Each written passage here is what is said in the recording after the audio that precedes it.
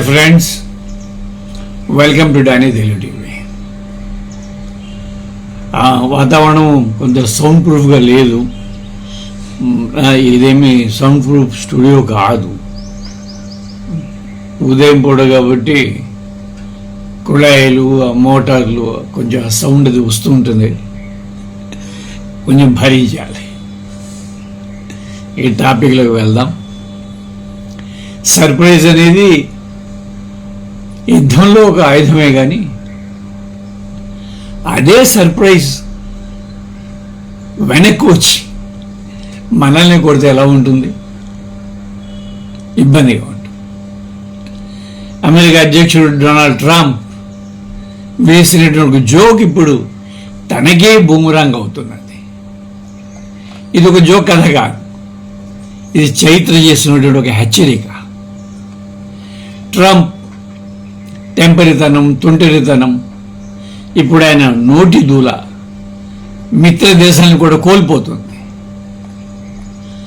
NATO అని పిలిచేటువంటి North Atlantic Treaty ఆర్గనైజేషన్కు అమెరికా లీడర్.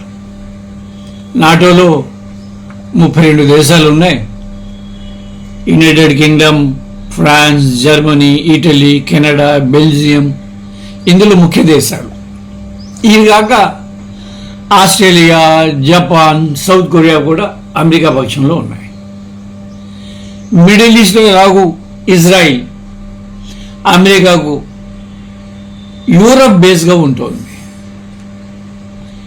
ఇక గల్ఫ్ ప్రాంతంలో Saudi Arabia, UAE, Qatar, Bahrain, Kuwait, Jordan, Egypt అమెరికాకు మిత్రులుగా ఉంటున్నాయి.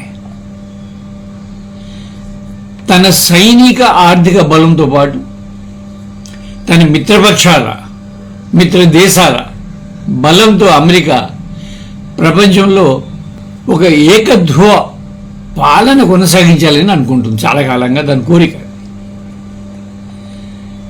చమురు ఇప్పుడు సంపదకు ప్రతిరూపంగా మారిపోయింది ప్రపంచ మార్కెట్లో.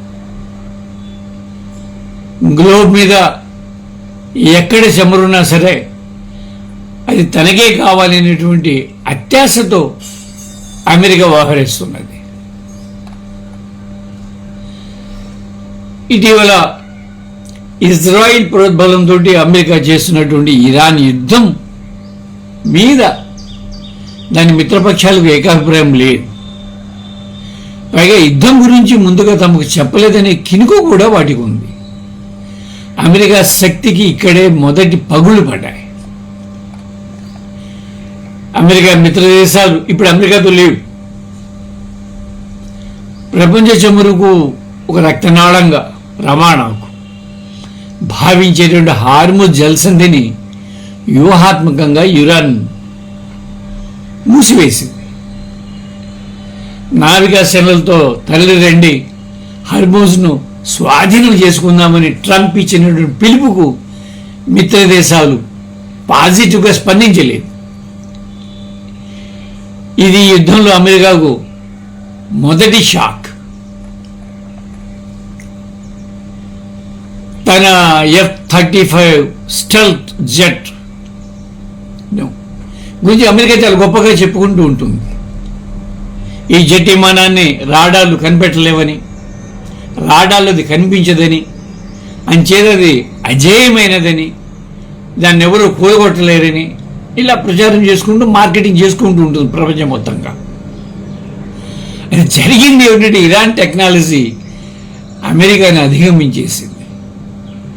F-35 స్టెల్త్ జెట్ ఆకాశంలో దూసుకుపోతున్నప్పుడు ఆ వేగంలో పుట్టే ఉష్ణోగ్రతను గుర్తించి దాన్ని కూల్చే టెక్నాలజీని ఇరాన్ ప్రయోగించింది. ఏకంగా 2 F-35 స్టెల్త్ జెట్లను నిన్న మొన్న ఇరాన్ కూల్చేసింది. ఇది అమెరికాకు గర్వభంగం, కోలుకోలేని షాక్. సాంఘిక పరిజ్ఞానంలో ఇజ్రాయెల్ మహాతోపు అనే భ్రమల్ని ఇప్పటికే ఇరాన్ బదులుకొట్టేసింది. ఈ యుద్ధంలో వాయుసేన బలాన్ని అపహాస్యం చేసి పడేసింది. దానితో మిత్ర దేశాలు కూడా అమెరికా యుద్ధ సామర్థ్యం మీద నమ్మకాన్ని కోల్పోతున్నాయి. అమెరికాకు ఇది ఇజ్జత్ కా సవా. ట్రంప్ నోటి దూల ఇంకో మిత్ర దేశాన్ని ఇప్పుడు ఇరికన పడేసింది. జపాన్ ప్రధాని సనాయి తాకైచి ఇరాన్ వార్ సందర్భంగా మార్చి 19న అమెరికా పర్యటనకు వచ్చారు. వైట్ హౌస్లో డొనాల్డ్ ట్రంప్తో కలిసి మీడియా సమావేశంలో పాల్గొన్నారు. మిత్ర దేశాలతో సన్నిహితంగా ఉండాల్సిన సమయంలో ట్రంప్ కొంత చిత్రంగా ప్రవర్తించారు. ఆ సందర్భంలో ఒక విలేకరి ట్రంప్ ఒక ప్రశ్న వేశాడు. అది వైట్ హౌస్ సాంప్రదాయం. అది ఎవరైనా విదేశీ దేశాధినేతలు వచ్చినప్పుడు మీడియాతో మాట్లాడతారు. వైట్ హౌస్లో ఇద్దరూ కలిసి మాట్లాడతారు జాయింట్గా. ఆ సందర్భంగా ఒక విలేకరి ఒక ప్రశ్న వేశాడు. ఇరాన్ మీద దాడి చేస్తున్నట్టుగా మిత్ర దేశాలకు మీరు ముందుగా ఎందుకు చెప్పలేదు అని అడిగాడు. ట్రంప్ దాన్ని చాలా విచిత్రమైన సమాధానం చెప్పాడు. అందరినీ ఆశ్చర్యపరచడం కోసం అన్నాడు. సర్ప్రైజ్, థ్రిల్ అన్నమాట. థ్రిల్ కోసం తను అలా చేస్తానని కూడా చెప్పుకొచ్చారు. అంతటా అయిపోతే ఆయన ట్రంప్ ఎందుకు అవుతాడు? దాన్ని సాగదీస్తాడు. ఆనాడు పెరల్ హార్బర్ మీద దాడి చేయడం ముందు జపాన్ తన మిత్రులకు చెప్పిందా? ఇది అంతే అన్నాడు. ఆ సమయంలో ఆయన పక్కన కూర్చున్నటువంటి జపాన్ ప్రధాని తకాయిచి చాలా ఇబ్బంది పడ్డారు. ఎందుకంటే ఇది చాలా పెద్ద చరిత్ర ఉంది. పెరల్ హార్బర్ అనేది సామాన్యమైన విషయం కాదు. దాడి మీద జపాన్. కొంచెం దాన్ని తడుముతాను ఇక్కడ నేను. రెండవ ప్రపంచ యుద్ధంలో ఇటలీ, జర్మనీ, జపాన్ 3 కూడా అక్షరాజ్యాలుగా కూటమిగా ఏర్పడ్డాయి. పెరల్ హార్బర్ అంటే పసిఫిక్ మహాసముద్రంలోని అమెరికా నావికా కేంద్రం. అది జపాన్కు దగ్గరగా ఉంటుంది. దాని మీద 1941 డిసెంబర్ 7న జపాన్ హఠాత్తుగా దాడి చేసింది.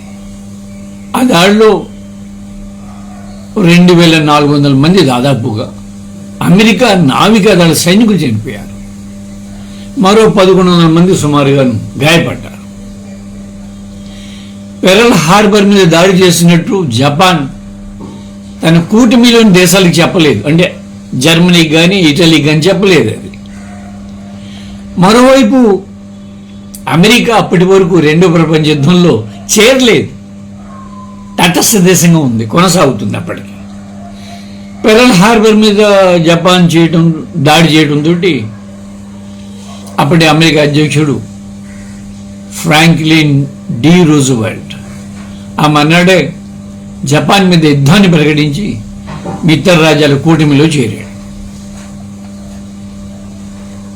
అంటే కొత్త శత్రువుని జపాన్ ఇన్వైట్ చేసింది యుద్ధంలోని. హిట్లర్ ఆత్మహత్య చేసుకునేటువంటి ఒక వారం రోజుల తర్వాత 1945 మే 8న యూరోప్లో ప్రపంచ యుద్ధం లాంఛనంగా ముగిసింది. అయితే జపాన్ మీద అమెరికా కక్ష చల్లాలేదు. 1945 ఆగస్టు 6, 9 తేదీల్లో జపాన్లోని హీరోషిమా, నాగసాకి పట్టణాల మీద అమెరికా అణుబాంబులు వేసింది. ఈ అణుబాంబు దాడిలో 2.5 లక్షల మంది చనిపోయారు. అంటే పెరల్ హార్బర్లో చనిపోయిన వారికి 100 రెట్లు చనిపోయారు. అప్పటి అమెరికా అధ్యక్షుడు హ్యారీ ట్రూమెన్, అప్పటికి రూజ్వెల్ట్ వెళ్ళిపోయాడు. ట్రూమెన్ ఈ అణుబాంబు దాడిని నిర్వహించాడు. చరిత్రలో ఇప్పటి వరకు యుద్ధంలో అణుబాంబును ప్రయోగించిన దేశం అమెరికా ఒక్కటే. ప్రపంచ పటం మీద అత్యంత తీవ్ర నేరస దేశం ఏదంటే అది అమెరికాయే. ఇంకో దేశం నాకు సాటి రాలా ఇంతవరకు కూడా. అదే అమెరికా ఇప్పుడు ఏ దేశం మీదైనా సరే దాడి చేయాలనుకున్నప్పుడు వాళ్ళు అణుబాంబులు తయారు చేస్తున్నారు. వాళ్ళ దగ్గర భయానక జీవ రసాయన ఆయుధాలు ఉన్నాయి. వంటి ఆరోపణలు చేస్తూ ఉంటుంది. ఏదో అంటామే మనం దొంగ అని వచ్చినట్టు, అలాంటి సామెత ఇది. అమెరికా దగ్గర ప్రస్తుతం 3700 ప్రకటిత న్యూక్లియర్ వార్ హెడ్స్ ఉన్నాయి. ఇజ్రాయెల్ దగ్గర 90 అప్రకటిత న్యూక్లియర్ వార్ హెడ్స్ ఉన్నాయి. ఇరాన్ దగ్గర న్యూక్లియర్ వార్ హెడ్స్ ఉన్నాయో లేదు ఇప్పటివరకు తేలలేదు. యుద్ధం మొదలై దాదాపుగా 22 రోజులు అయిపోతున్నది. అయినా కూడా ఆ విషయంగా తేలలేదు. కానీ వార్ హెడ్స్ ఉన్నటువంటి 2 దేశాలు ఇరాన్ మీద అదే ఒక్కతో దాడి చేసింది. ఇది ఒక విషాదకరమైనటువంటి వైచిత్రి. హిరోషిమా నాగసాకి మీద అణుబాంబు దాడి జరిగిన తర్వాత జపాన్ భయపడిపోయి ఓటమిని అంగీకరించి యుద్ధాన్ని ముగించింది. అది జరిగిన 10-15 రోజుల్లోపే జపాన్ చేతులెత్తేసింది.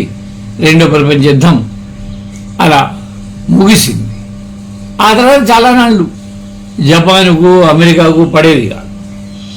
అయితే 1960లో ఆ 2 దేశాలు treaty of mutual cooperation and security ద్వారా మళ్ళా దగ్గరే. ఇక వర్తమానానికి వస్తే ట్రంప్ గారి ఈ థ్రిల్లు ఆశ్చర్యపరిచే సరదా మిత్రుల్ని చాలా ఇబ్బంది పడుతుంది. జపాన్ ప్రధానమంత్రికి పెరల్ హార్బర్ దాడిని గుర్తు చేస్తే వారికి హిరోషిమా నాగసాకి గుర్తుకొస్తాయి కదా. ఎదురుగున్న ట్రంప్ను గొంతు పిసికి చంపేయాలన్నంత కోపం వచ్చి ఉంటుంది. కానీ అలా చేయడం కుదరదు కాబట్టి కుదరగా పాప ఆమె తకాయిచ్చి కొంచెం ఇబ్బందిగా నవ్వి ఊరుకుంది. ఇలాంటి సున్నిత అంశాలు ట్రంప్కు అర్థం కావు. ప్రపంచంలో ఉన్నటువంటి చమురు బావులన్నీ అమెరికావే అంటున్నాడు అతను. సూర్యుడు ముందు జపాన్లో ఉదయించడం కుదరదు, ఇక నుండి ముందుగా అమెరికాలోనే ఉదయించాలి అన్నంతవరకు మాట్లాడుతున్నాడు. జాగ్రత్తగా గమనిస్తే ట్రంప్ వేసినటువంటి సర్ప్రైజ్ జోకులో ఒక విషాదం ఉంది. సర్ప్రైజ్ కోసమే ఆ రోజు జపాన్ పెరల్ హార్బర్ మీద దాడి చేసిందే అనుకుందాం. అంతిమ ఫలితం ఏమిటి? 2.5 లక్షల మందిని కోల్పోయింది. తల వంచి ఓటమిని అంగీకరించాల్సి వచ్చింది. ఈ వాస్తవం ట్రంప్ కూడా వర్తిస్తుంది కదా. అమెరికా భారీగా నష్టపోయి ఓటమిని అంగీకరించాల్సి వస్తుందా? లాజిక్ అయితే అదే. ఈ లాజిక్ను ట్రంప్ మిస్ అయ్యా. ఇది ట్రంప్ సర్ప్రైజ్ కథ. సర్ప్రైజ్ దాడులు యుద్ధాన్ని మొదలు పెడతాయి, కానీ గెలిపిస్తా? మీ అభిప్రాయాన్ని కామెంట్లో రాయండి.